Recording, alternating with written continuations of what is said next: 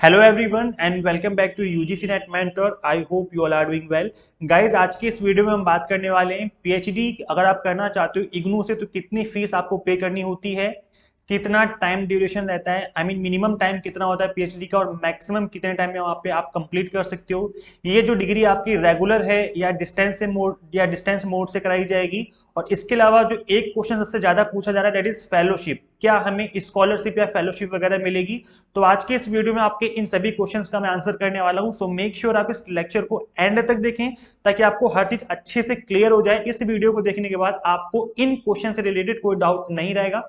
इसके अलावा कोई डाउट है आपका लाइक एडमिशन प्रोसेस क्या है, एलिजिबिलिटी क्या है, इसके ऊपर मैं ऑलरेडी वीडियो बना चुका हूँ। एग्जाम सेंटर क्या रहने वाला है इसके ऊपर मैं ऑलरेडी एक वीडियो बना चुका हूँ। इस वीडियो की मैं बात कर रहा हूँ, इसमें मैंने इन सभी क्वेश्चंस का जवाब दिया था। इसका जो लिंक है मैं आपको इसी वीडियो के डिस्क्रिप्शन बॉक्स में दे दूंगा, वहां पे जाके आप इस वीडियो को देख सकते हो और किस किस सब्जेक्ट में आप पीएचडी कर सकते हो और फॉर्म की डेट क्या है सब कुछ मैं यहाँ पर इसमें एक्सप्लेन कर चुका हूँ। इन दोनों ही वीडियोस को जो लिंक है आपको इसी वीडियो के डिस्क्रिप्शन बॉक्स में मिल जाएंगे, वहां पे जाके आप इनको चेकआउट कर सकते हैं।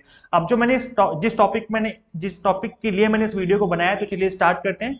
गाइस, वीडियो में आगे बढ़ने से पहले मैं आपको बता दूं कि मैं इस चैनल पे आपको यूजीसी नेट, पीएचडी या असिस्टेंट रजिस्ट्रार, असिस्टेंट प्रोफेसर, इन सभी से रिलेटेड सारी अपडेट देता रहता हूं। सो गाइज मेक श्योर आप इस चैनल को सब्सक्राइब कर लें, साथ ही बेल आइकन प्रेस कर लें ताकि आपको अपकमिंग वीडियोस के नोटिफिकेशन मिलते रहें। गाइज, ये जो मैं आने आपके सामने एक पीडीएफ ओपन कर रखी है, ये है आपका इग्नू की तरफ से इशू किया हुआ एक नोटिफिकेशन या कह सकते हो एक तरीके से रिसर्च स्कॉलर्स के लिए हैंडबुक है जिसको पढ़ के उनकी हेल्प हो जाती है। तो इसका लिंक भी मैं इसी वीडियो के डिस्क्रिप्शन बॉक्स में दे दूंगा, आप बाद में इसको चेक कर लेना। बस पहले सुन लो, समझ लो कि मैं क्या बता रहा हूं, आपको कोई डाउट नहीं रहेगा। सबसे पहली चीज की प्रोग्राम की फीस क्या है, पीएचडी की कितनी फीस लगती है। तो गाइस आपको पता होगा कि पीएचडी और एमफिल दोनों ही इग्नू करवाता था, लेकिन एमफिल जो है अब इस डिग्री को बंद कर दिया गया है। एमफिल अब कहीं भी नहीं करवाया जाएगा इंडिया में। तो एमफिल जो है 2020 जो आपका न्यू एजुकेशन पॉलिसी आई थी उसके बाद एमफिल जो कोर्स है उसको डिसकंटिन्यू कर दिया गया है। तो एमफिल की हम यहाँ पर बात नहीं करेंगे, हम ओनली पीएचडी की बात करने वाले हैं। पीएचडी प्रोग्राम की जो फीस है that is 7,000 rupees per annum. Per annum का मतलब एक साल में आपको 7,000 रुपए देने पड़ेंगे फॉर 2 ईयर्स। ठीक है, 7,000 करके 2 बार देने पड़ेंगे, 7+7 करके। एमफिल कैंडिडेट्स, अब इसकी बात नहीं करनी है, मैं एमफिल तो डिसकंटिन्यू हो गया, उनको एक ही बार में फीस पे करनी होती थी। यहाँ पर इंडिविजुअल डिसिप्लिन में assign course work for PhD candidates for which additional fee may be charge. तो गाइज यहाँ पर कुछ एडिशनल फीस भी आपकी लग सकती है जो आपको कोर्स वर्क दिया जाएगा या फिर एग्जामिनेशन फीस वगैरह होती है। तो कुल मिलाकर के अगर हम बात करें तो आपकी 25 से 30 हजार, ये मान के चलो 25 से 30 हजार में आपकी कंप्लीट पीएचडी हो जाएगी। ये मैं आपको बता रहा हूँ पूरे 3-4 साल की फीस जितना भी आपको यहाँ पर टाइम लगने वाला है। अब यहाँ पर जो पीएचडी का टाइम है वो मैक्सिमम 5 साल का था और एमफिल का था 4 साल का। तो एमफिल तो खत्म ही हो गया है, तो पीएचडी का जो ड्यूरेशन है वो 5 साल की है। तो मिनिमम 3 साल आपको लगेंगे पीएचडी करने में और मैक्सिमम 5 साल। इस टाइम पीरियड में आपकी पीएचडी कंप्लीट हो जाएगी। अगर आपका रिसर्च पेपर पब्लिश हो जाते हैं जल्दी से, आपकी थीसिस टाइम से सबमिट हो जाती है, वाइवा हो जाता है, तो 3 साल में ही हो जाएगा। अदरवाइज 4 साल या 5 साल भी लग सकते हैं। ठीक है, तो इसका कोई फिक्स टाइम नहीं होता है, जैसे ग्रेजुएशन की 3 साल या पोस्ट ग्रेजुएशन के आपके 2 साल होते हैं, ऐसे इसका कोई फिक्स टाइम नहीं होता है। ये होता है कि मिनिमम 3 साल और मैक्सिमम 5 साल, इतना टाइम तो आपको देना ही पड़ेगा आपको अपनी पीएचडी कंप्लीट करने में। आई होप आप लोगों को क्लियर हो गया होगा। एक चीज गाइस मैं और बता दूं कि 2021 का, आई मीन 2022 के सेशन में अभी आप लोग एडमिशन दिसंबर 2021 में जो हो रहा है आपका एडमिशन हो रहा है, 2022 से आपका सेशन स्टार्ट होगा। तो ऐसे में फीस थोड़ी सी रिवाइज हो सकती है, मतलब थोड़े जैसे 7,000 है तो 8,000 या 8,500 लगभग हो सकती है। थोड़ा बहुत जो फीस है ऊपर नीचे होगी तो आप एक बार देख लेना, चेक कर लेना, क्योंकि जो नोटिफिकेशन आपका लास्ट ईयर वाला है जहां पर एमफिल और पीएचडी दोनों ही आपको करवाए जाते थे इग्नू के थ्रू, बट अब क्या है ओनली पीएचडी करवाई जा रही है। नाउ गाइज एक क्वेश्चन और आ रहा है बच्चों का, दैट इज सर स्कॉलरशिप या फेलोशिप मिलेगी या नहीं मिलेगी, और मिलेगी तो कैसे मिलेगी अगर हम पीएचडी से इग्नू से पीएचडी करना चाहते हैं तो। एंड गाइज मैं इससे पहले फेलोशिप बताऊं, मैं आपको बता दूं कि जो इग्नू से आप पीएचडी करोगे दैट इज कंप्लीटली वैलिड। ये जो डिग्री कंप्लीटली वैलिड है, पूरे इंडिया में आप कहीं भी इस डिग्री का यूज कर सकते हो अपने जॉब के लिए, रिक्रूटमेंट के लिए, हर जगह जो है ये डिग्री वैलिड है। ठीक है, और यहाँ पर जो पीएचडी ऑफर की जा रही है रेगुलर है, आपको रेगुलर बेसिस पे यहाँ पर पीएचडी करनी होगी, क्लासेस अटेंड करने जाना होगा। स्टार्टिंग में 1 से 1.5 महीने क्लासेस चलती हैं, उसके बाद फिर आपका कोर्स वर्क दिया, आपको समझा दिया जाता है कैसे करना है, और उसके बाद आपकी रेगुलर बेसिस पे क्लासें नहीं होती, लेकिन आपको time to time university visit करना होता है, अपने गाइड जो आपको गाइड करते हैं उससे मिलते रहना होता है। ठीक है, तो स्टार्टिंग में 1-1.5 महीने क्लास चलती है, उसके बाद क्लासें भी नहीं चलेंगी। और जहां भी आप रहते हो सकता है मोस्ट प्रोबेबली आपको उसी स्टेट में ही इग्नू की जो ब्रांच है, जो सेंटर है, वहां पे आपको क्लास प्रोवाइड करा दी जाएगी।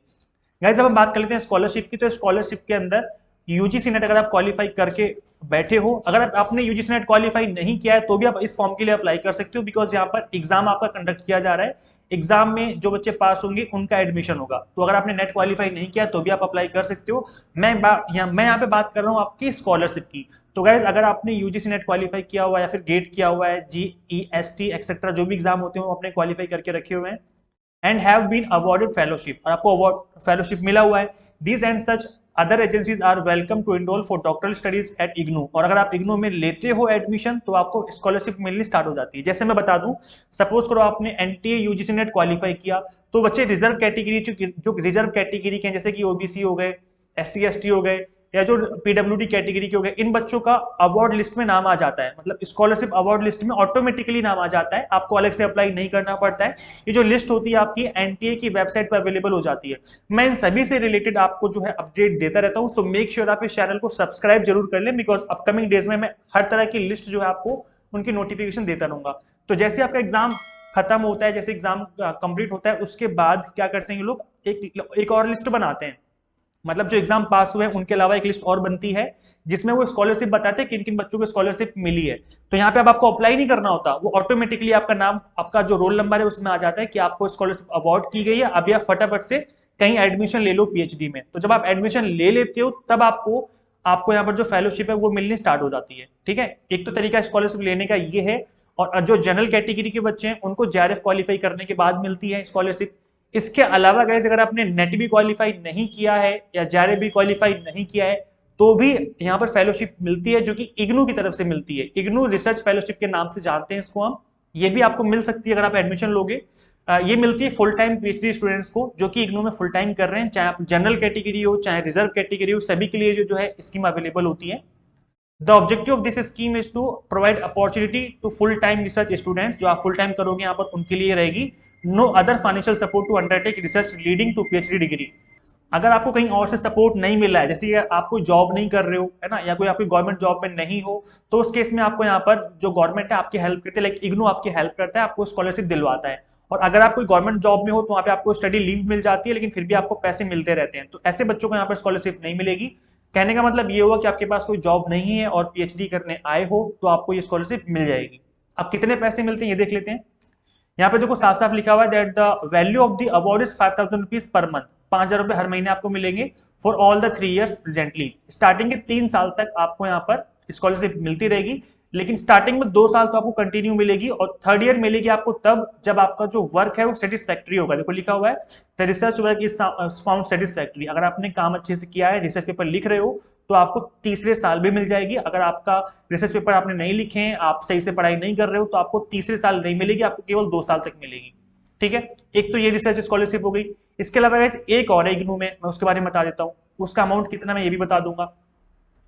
यहाँ पे एक स्कॉलरशिप और है, that is university has the research and teaching assistantship scheme, that is RTA. RTA करके एक स्कीम है इनकी, आरटीए। इसमें कितने रुपए मिलते हैं मैं ये बता देता हूँ। ये फुल टाइम स्टूडेंट्स को मिलती है, जो बच्चे फुल टाइम पीएचडी करना चाहते हैं इनको मिलती है ये। गाइज इनको अमाउंट मिलता है अराउंड यहाँ पे आप देख सकते हैं, is initially period of 3 years which is extendable by 2 years for annual basis based on satisfactory progress evaluated every year.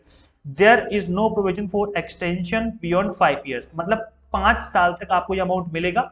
3 साल तक आपको रेगुलर मिलेगा। अगर आपका काम अच्छा होता है, आप अच्छे से काम कर रहे हो, रिसर्च पेपर लिख रहे हो, थीसिस लिख रहे हो, तो 2 साल आपको और मिल जाएंगे, मतलब टोटल 5 साल तक मिलेंगे। ठीक है, तो 3 साल तो स्टार्टिंग में मिलेगा ही मिलेगा, और अगर आप काम अच्छा करें तो 2 साल और मिल जाएगा। ठीक है, the value of RTA award is 18,000 rupees per month. 18,000 रुपए पर मंथ मिलेंगे। तो ये जो अमाउंट है ज्यादा बड़ा अमाउंट है उससे, with an annual contingent grant of 20,000, और एक साल का 20,000 रुपए आपको एक्स्ट्रा दिया जाएगा। तो अगर आप आरटीए के लिए अप्लाई करते हो तो डेफिनेटली यहाँ पे आपका हो जाएगा। इसके लिए आपको सिंपली एडमिशन लेना है इग्नू में, और एडमिशन लेने के बाद इसके लिए आपको अप्लाई करना है, जो कि with in IGNOU he apply करना है, क्योंकि जो स्कीम है ये इग्नू की ही स्कीम है, आपको वहीं पे अप्लाई करना पड़ेगा। ठीक है, तो गाइज आई थिंक आप लोगों को जो चीजें क्लियर हो गई होंगी। नाउ गाइज मैं आपको बता दूं कि अगर आप इसमें एडमिशन लेना चाहते हो, पीएचडी करना चाहते हो, तो आपको रिसर्च प्रपोजल भी लिखना होता है। उसके लिए वो अभी नहीं लिखना होगा, आपको जब आपका इंटरव्यू होगा, एंट्रेंस एग्जाम को पास करने के बाद इंटरव्यू होगा, इंटरव्यू के टाइम पे आपको बताना होगा कि आप किस टॉपिक पे रिसर्च करने जा रहे हो, आपका रिसर्च प्रपोजल क्या है। तो अगर आप लोग चाहते हैं तो मैं उस टॉपिक पे भी एक वीडियो बना दूंगा, जिसमें आपको आइडिया लग जाएगा कि रिसर्च प्रपोजल किस तरीके से लिखते हैं, कौन सा टॉपिक हमें चूज करना चाहिए और इंटरव्यू में कौन कौन से क्वेश्चन पूछे जाएंगे। तो अगर आप लोग रिक्वेस्ट करेंगे, कमेंट करेंगे, तो मैं उस टॉपिक पे भी एक वीडियो बना दूंगा। एंड गाइस, अगर आप प्रिपरेशन करना चाहते हो एंट्रेंस एग्जाम की, तो मैं आपको बता दूं, इसमें जो आपका पेपर होगा उसमें 100 क्वेश्चन पूछे जाएंगे, पार्ट 1 पार्ट 2। पार्ट 1 में 50 क्वेश्चन होंगे रिसर्च मैथोलॉजी के, और पार्ट 2 जो होगा आपका सब्जेक्ट स्पेसिफिक होगा, 50 क्वेश्चन पूछे जाएंगे, टोटल 100 मार्क्स का पेपर होगा। नेगेटिव मार्किंग नहीं है, ओनली एमसीक्यूज बेस्ड क्वेश्चन पूछे जाएंगे। तो जो पार्ट 1 होगा दैट इज 50 क्वेश्चंस की जो वेटेज वाला आपका पार्ट है, 100 मार्क 200 नंबर की वेटेज है, क्योंकि ये क्वेश्चन जो है 4 नंबर का है। इसके नोट्स अवेलेबल है, रिसर्च मैथोलॉजी के completely exam targeted based notes available है मेरे पास। आप मुझे व्हाट्सएप पे मैसेज करेंगे तो मैं वहां पे आपकी रिप्लाई करके आपकी हेल्प कर दूंगा, कंप्लीट डिटेल शेयर कर दूंगा, साथ ही कुछ डेमो नोट्स भी शेयर कर दूंगा ताकि आप इनको गो थ्रू कर लो। और रिसर्च मैथोलॉजी की completely exam targeted based notes हैं, आपको कोई बुक पढ़ने की जरूरत नहीं है। अगर आप पढ़ना चाहो तो पढ़ सकते हो नोट्स के साथ साथ, लेकिन जो नोट्स है completely exam targeted based notes हैं। थ्योरी भी है नोट्स में और एमसीक्यूज हैं, दोनों चीजें आपको मैंने डाल रखी है, एमसीक्यूज भी हैं और थ्योरी भी है, ताकि आप प्रैक्टिस भी कर पाए।